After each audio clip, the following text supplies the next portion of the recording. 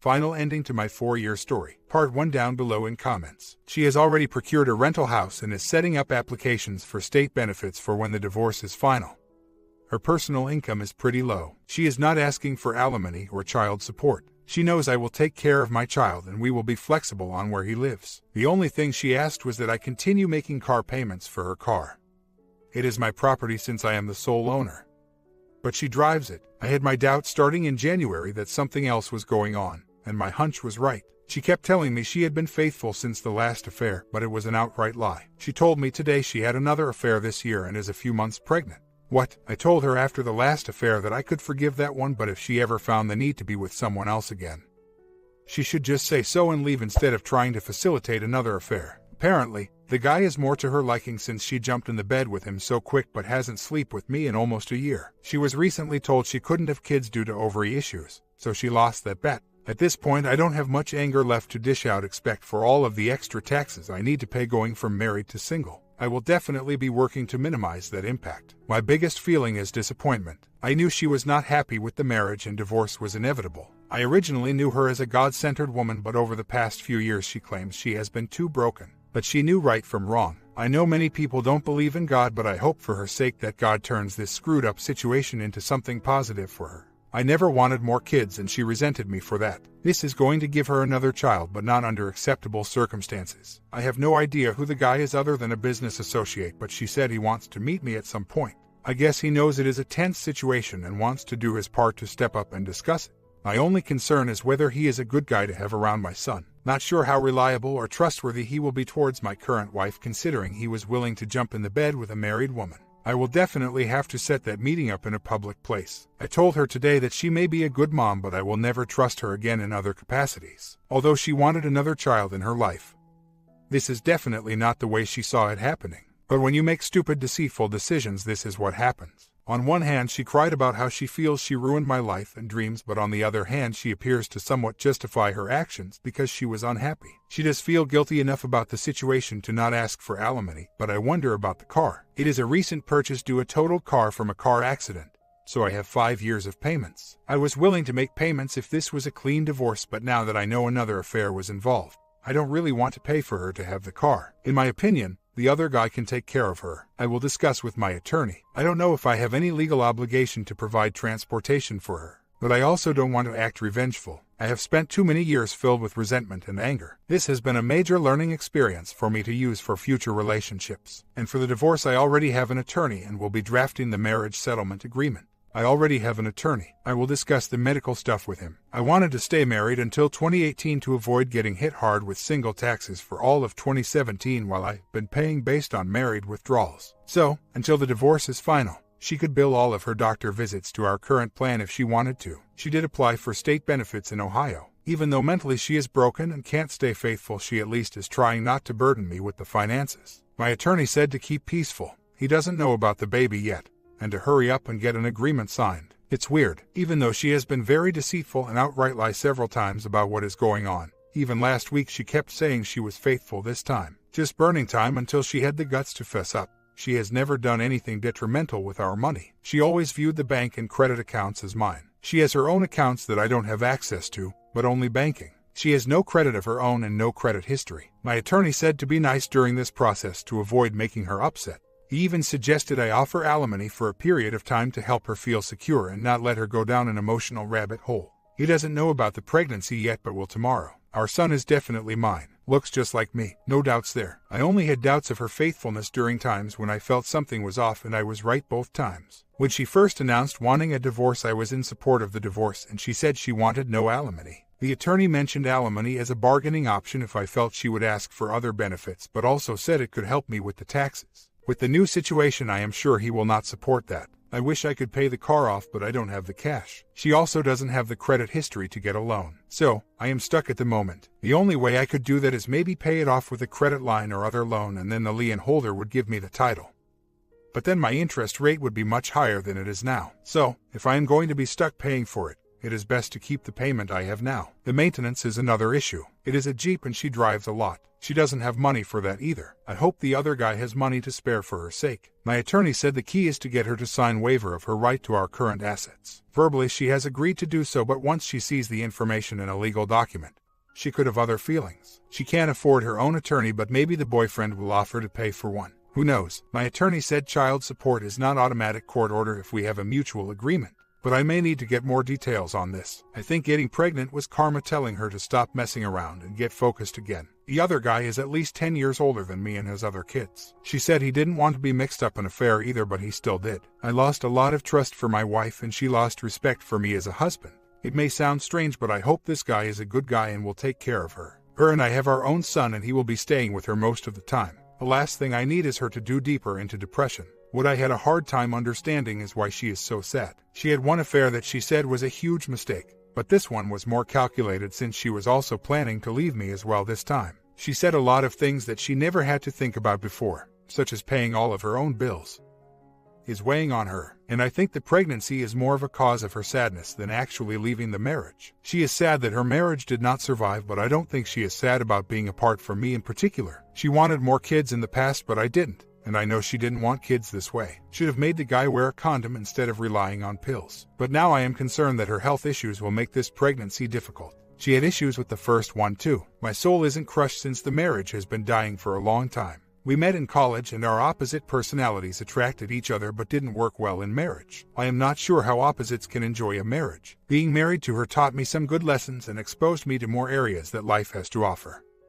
But I also learned that I need someone more like myself to be in a successful marriage. I have my own issues to work on, but with my wife it became apparent after a few years that we didn't have a friendship outside of being married with a child. I can't remember the last time my wife actually asked me to spend time with her on a date or to just go out as a couple. After the initial romance wore off, we had no strong friendship to build on and we share almost no common interest anymore. Financially, the good thing is that the only fixed support she wants is for me to keep paying for her car, which is in my name. My attorney thinks I should just let her keep it as part of our settlement, but I have some conditions that would allow me to take ownership back, such as her not maintaining insurance and maintenance, or letting other people drive without my permission. She let her last affair partner drive my car, and I just found out about a speeding ticket her got in it 4 years after the fact. On one hand, I am somewhat glad to see her suffering for her decision, but I also feel she doesn't have the right to be depressed. That may sound stupid, but I think it was stupid of her to plot and plan her exit of the marriage, but then only to put herself in a worse position. I think the pregnancy is what has her messed up the most. She resented me for not wanting more kids, and eventually a doctor said she couldn't get pregnant again due to reproductive health issues.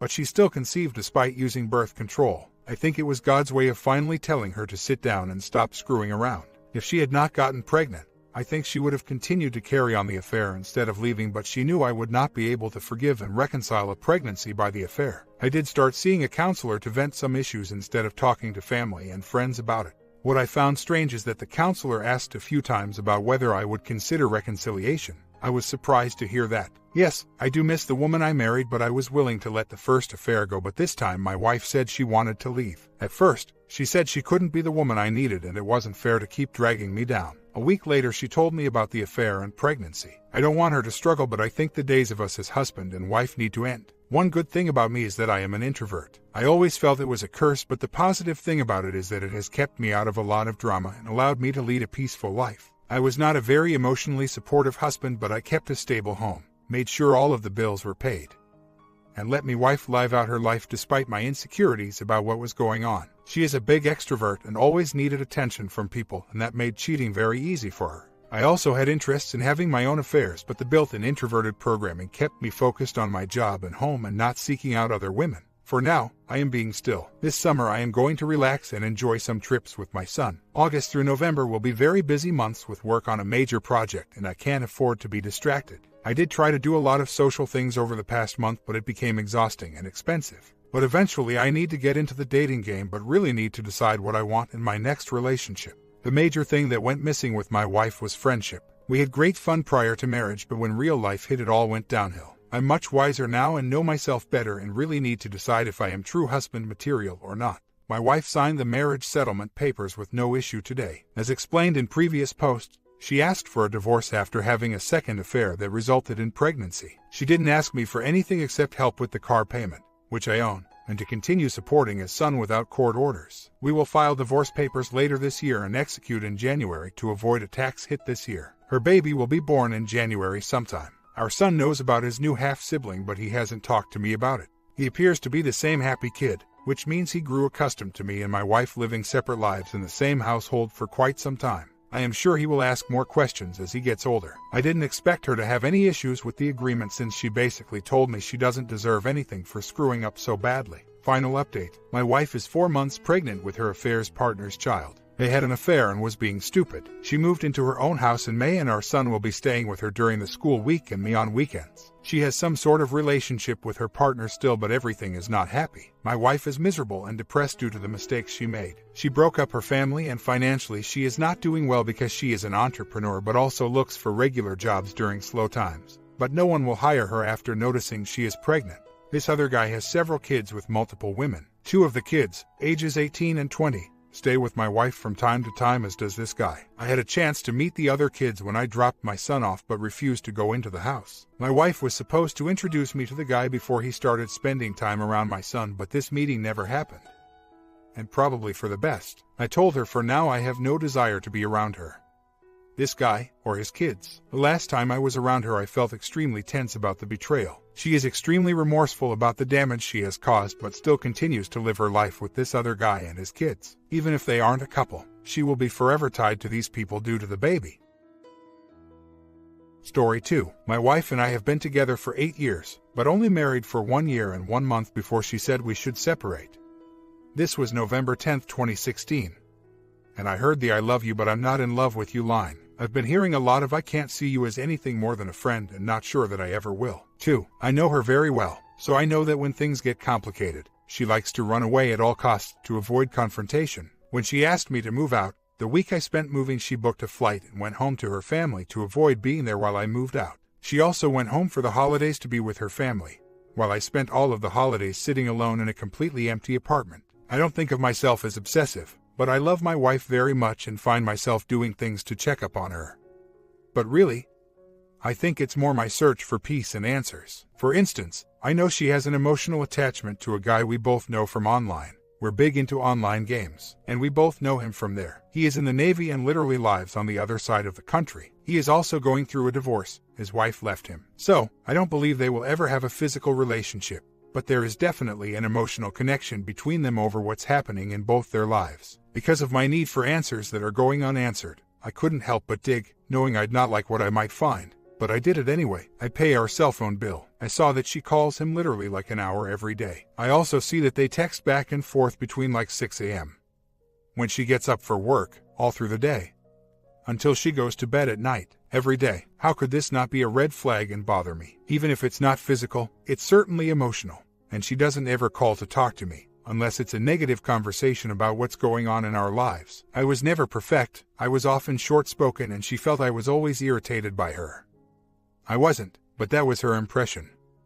I always loved my wife, and always tried to make sure she knew it, but I guess it wasn't enough. Anyhow, I've always given her every reason to trust me, always tried to be honest, but she feels like her privacy is invaded and that I'm not trustworthy. So, in a letter that I left her at the door to our house, I wrote some things, explaining myself, my concerns, and hoped in some way she'd not only understand but gain some perspective and peace of mind. I also gave her the login and password, so she could change the phone bill info so I can't log in to check her usage. I also gave her the keys to the house that I had. This was to show her that I am worthy of her trust, and I am not watching her every move. It was as much for her as it was for me, I suppose. Anyhow, she changed all the locks anyway, last time I was over to get my mail from her.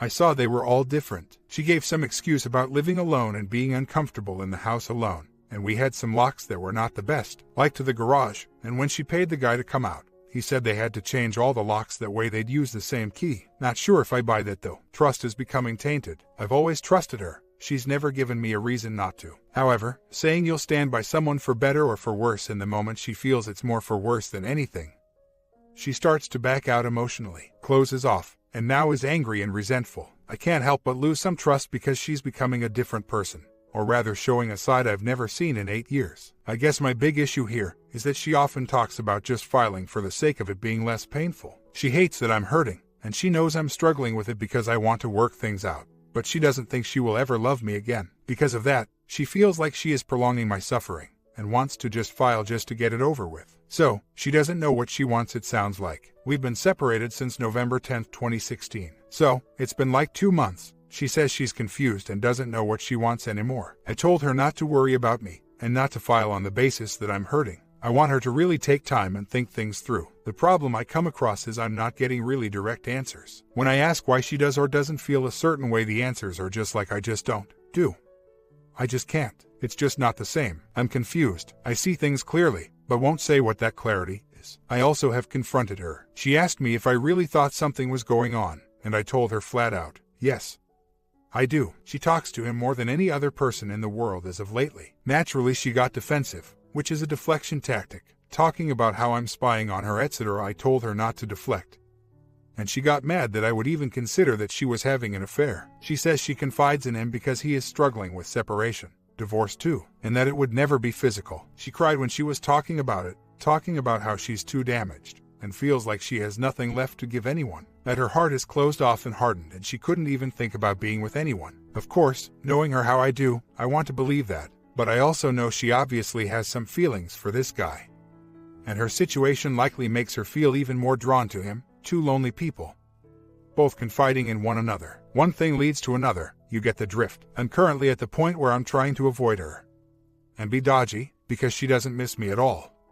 And that's what I think she does need. She didn't hear from me for a week, and she sent a few texts asking where I was, and hoping that I was doing okay, which I guess is good, but I don't want to read too much into that. I guess what makes this so difficult for me is that I'm trying to avoid her, and she's the only real friend I have had. So, when I have a bad day, or I get caught up thinking about this big mess I'm in, I can't just turn to her or call her up and talk. And I've unfortunately only got so many things to keep me busy during the day, until I come back to my empty apartment, and get stuck with thoughts running through my head. So, my wife called me up today. I've been leaving her alone and honestly didn't expect her to call me out of the blue. So, I took a deep breath, put on a happy smiley attitude, even though I don't feel that at all, and answered the phone. We talked a little about random things going on at the house that were bugging her, and we just sort of chatted. She eventually talked a little, opened up, and talked about the guy she has an emotional connection to.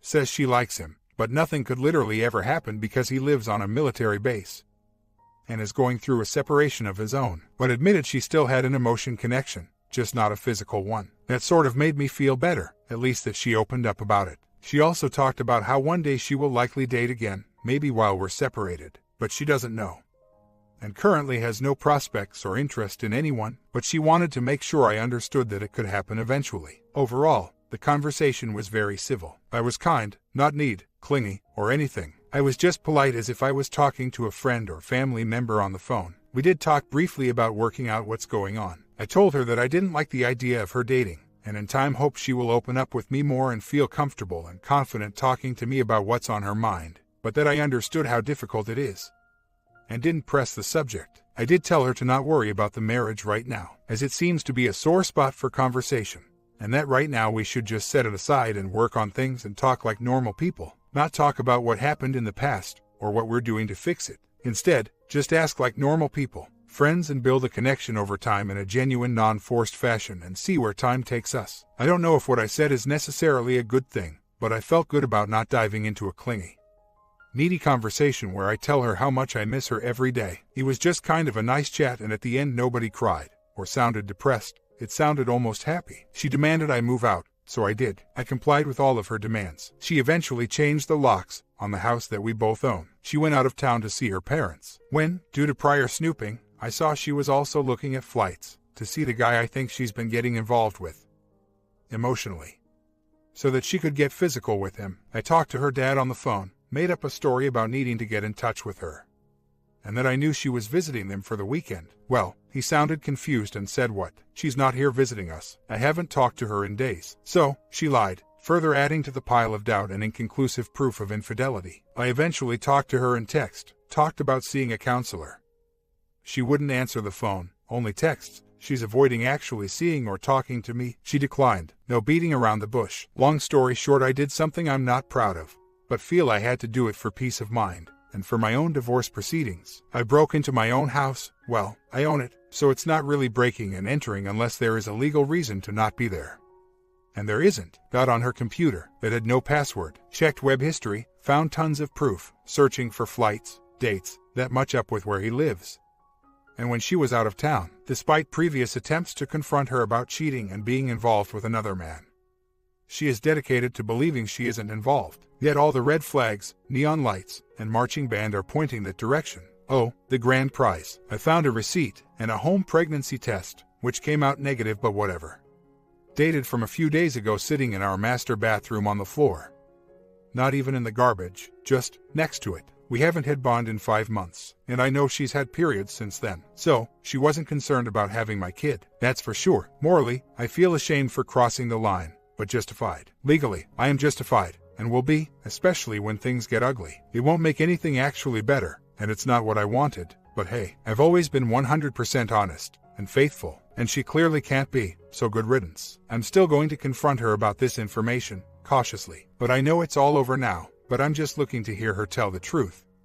And finally admit the truth. She has been staying with a friend and is absolutely terrified of me. I've never yelled at her in the 8 years we were together, never raised a hand, barely even raised my voice. Why would she be terrified of me? What's the logic in this? I told her about what I found in our house. She flipped about me getting in even after she changed the locks. She had no right to do that anyway. And entering my own home, no matter how I did it, is legal. She called me a psycho, stalker. I haven't acted psycho at all, but the spying made me feel bad, so the stalker word hurt. But I definitely have not been stalking. She flatters herself with that one. She also said, I hate you, and I'm getting a restraining order. Stay out of my life. I'm done. To which she also said, in regard to me getting into my own home, I'm going to take everything and then some. She also mentioned that everything that she bought and everything we made together is all hers. She earned it, and I don't deserve anything. So, I'm in a dark corner right now, mostly because I never in my wildest dreams imagined that the person I had loved and given all my trust to would turn out to say these most terrible things. She said she was terrified that every day I was going into the house while she wasn't there. I only ever went in twice. Once I told her about having done it. The other was Friday, when her story wasn't making sense. We both works. She makes twice my salary, maybe even 3 times that. Yet she said she was going to take me for everything and then some. She's just being spiteful now. We also just bought our house, and the tax refund from the mortgage is something we are supposed to split. She says she refuses and is going to take all of it. Granted, she literally bought the house by taking out the loan while we were married, because she wanted a home, but I couldn't afford it. However, I sweat blood and tears renovating, installing, repairing, improving our home. I also spent much of my money doing it, and I paid all the bills after we owned the home. However, she believes that I should not be entitled to any of it, because I didn't earn it, despite having given up 8 years of my life, sacrificing everything along the way for her happiness, sometimes even sacrificing mine. Sure, money-wise I didn't compare to her, but I did other things in place of monetary earnings. Sunday I'm going to call a lawyer that supposedly takes consults on the weekends, though I don't know if Sunday counts. She clearly seems to hate me, yet she hasn't filed yet. What gives? Why won't she file? She was furious that I wasn't going to give her an uncontested divorce, sign over the house, and walk away with absolutely nothing. But why would she delay filing? I know that she called her lawyer. I saw it on the phone bill for Monday. But how long does it take to show up in the court system? It's public information, so I can search to see if she has filed. That's what my lawyer showed me how to do. And I see that she hasn't filed. Why the heck won't she just get it over with, since it is what she wanted? She wants to get me out of her life, and I want to move on because this hell is miserable. I just don't understand it. My divorce process is going to get ugly. Not that I wanted it to, but it's where she's driving things. I always imagined we'd still be friends, despite knowing that seeing her date other men would probably change that. She accepted my settlement. However, I still have to give it to her lawyer officially, and I'm sure, him being a lawyer, will tell her to decline the offer. But she seems over it and wants it to just be done with. She still feels I don't deserve so much as a dime. However, said the settlement I suggested was fair enough. I guess. I asked for less than 10% of what she makes in a year. I'm not in it for money. I'm in it to help me regain some financial stability after a devastating blow was dealt with divorce. She made a comment about me getting what I want out of it. What I want my life back. I want to be happy. I want to have never met her, to have never wasted 8 years of my life and gotten nothing but misery out of it in the end. I didn't want any of this, and to hear her suggest in a bittersweet conversation that I'm getting what I want is such a titanic insult. I think less than 10% of 1 year of her earnings is quite a pittance. Considering 8 years of my life were thrown away like nothing, I had to go to court this morning to handle the restraining order. Not a protective order, just a restraining order saying we won't spend our money or be malicious towards one another. It's a status quo thing. While there we were going to also come to a resolution on the divorce by agreeing to the settlement terms, etc. I first showed up in a very giant hallway, with lots of wooden benches. I didn't expect to see my wife sitting there on a bench. She saw me, look right at me, and she looked miserable. The benches were back to back, so instead of sitting next to her, I sat on the other bench behind her. On the opposite side. She seemed hurt by that, I guess. She asked me why I didn't want to sit next to her. I told her why would I want to. She didn't answer that. Instead she was tearing up, and asked me, please come sit next to me, to which I did, because I couldn't stand to see her cry like that. The way she said it was so incredibly sad and pained. There was a lot of awkward silence, mainly because what was there that could really be said? She forced some conversation topics, mentioning random things, asking questions. Eventually she started apologizing sincerely for all of her behavior and things that she said to me that were very hurtful. I didn't really answer, I just kind of shook my head. I was angry and hurt, but more than that I was disarmed by how much harder it appeared to be on her than it was for me.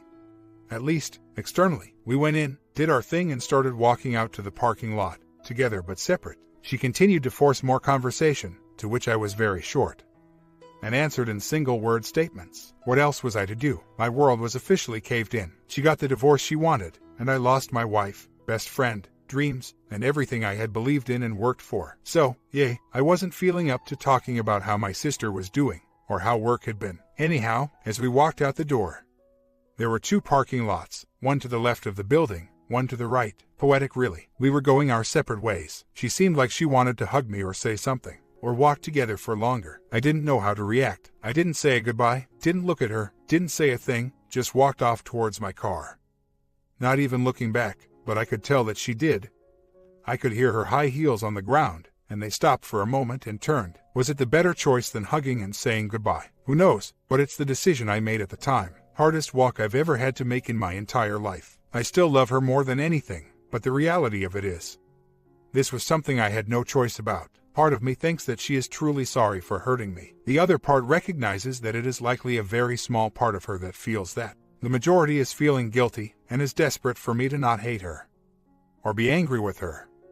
Because if I am kind and forgiving and don't act completely destroyed by this, that she'll feel less guilty doing it. While I still love her deeply, she has no love at all for me. Things cannot work, because she will not let it work. She kept stressing how much she still wants to be friends. Talked about how hard it is for her and that she is thinking of looking for a job back in TN, where she used to live before we moved together to Texas. Which made me feel even more trapped, because the only reason I live where I live is because I sacrificed everything to move with her. And now she's thinking of going back home and leaving all the trash, me, behind, after a month. So today I had to go over to her house and get some of my belongings. They were in the garage, so I went over, and she let me into the garage. She stood there, and I wasn't sure if it was because she was just trying to be around me, or to make sure I wasn't going to steal stuff. I really don't know. Anyhow, it was awkward and silent. I didn't have much to say to her other than give her short answers. I was gathering some boxes of my stuff and loading them into the car. It got to a point where she was asking questions about what I've been doing with my time. She was digging for information. She had heard through a mutual friend of mine that I had been going out late at night. So, my wife assumed it was with a woman. She wasn't wrong, but that doesn't make it any less of an assumption without the facts. Anyhow, I told her that it's not really important that she knows what I do with my personal life, since she isn't part of my personal life anymore. She immediately went into, so that means yes you were. She got mad about it. Needless to say, she kept saying I was having